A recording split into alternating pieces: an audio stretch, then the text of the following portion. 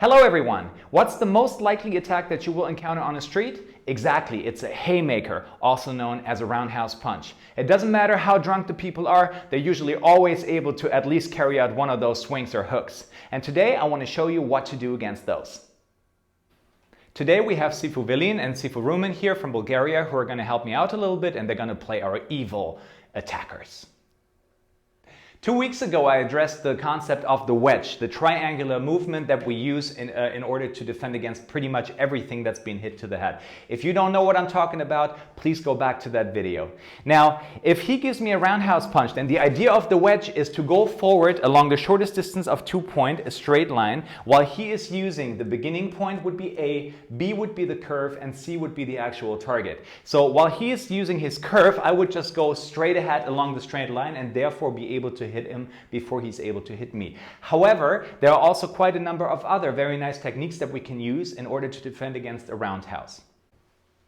The concept I would like to introduce to you today is called the upside down U. Imagine you would have the letter U and you would turn it upside down, and you can actually turn this into technique. What I mean by this is the following. If he should come in with a roundhouse punch and my attack is straight, right? Could be a tanso, could be a fukso, could be just some kind of block. Then probably, if he's a strong guy, it's going to look like this.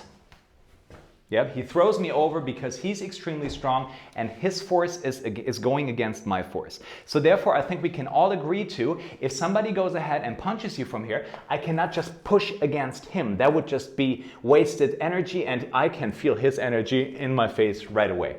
So therefore, I have to do something with the energy. What I do here is I apply the upside down U. It doesn't matter if you're shorter than the opponent or if you're taller than the opponent. What you want to do is you want to make sure you bring the arm into a circular fashion, and thereby you protect the whole frame of your body. So if he should come in with a very wide circle, I would be able to get contact with him here, or if he should come in with a very shallow one, I should still be able to get him. Because that's another problem that we have if we go to the opponent's arm right away. If he comes with a shallow attack and I'm here, I get hit. Therefore, I want to make sure that I cover the whole spectrum in order to be able to defend myself at any time possible. Now, this is how you apply the upside down U.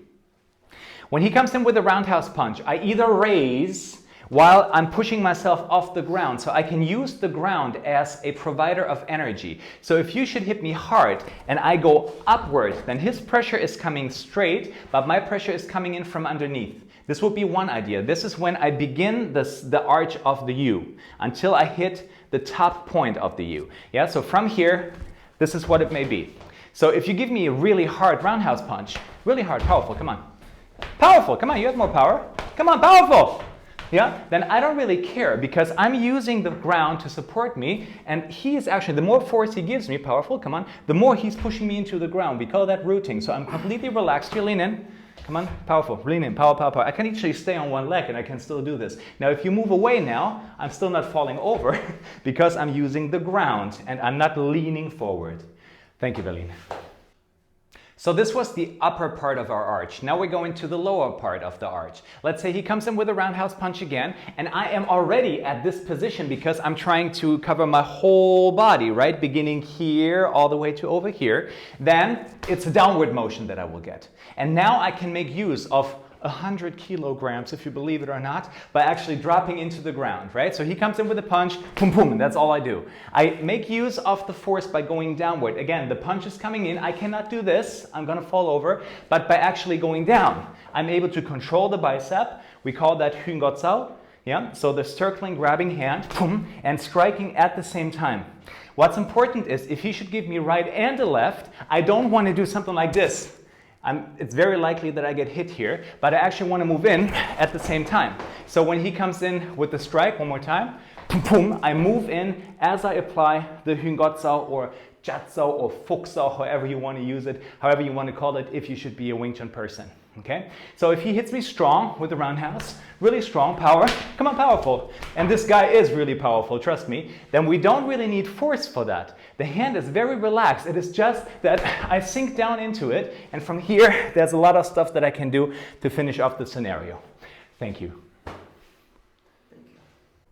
Okay, I hope I was able to give you a pointer on what you could do if you should ever get attacked with one of those bad boys on the street. Thank you for watching. So as usual, if you should have any questions, feel free to comment below and subscribe to my channel. And I'll see you next week. Bye-bye.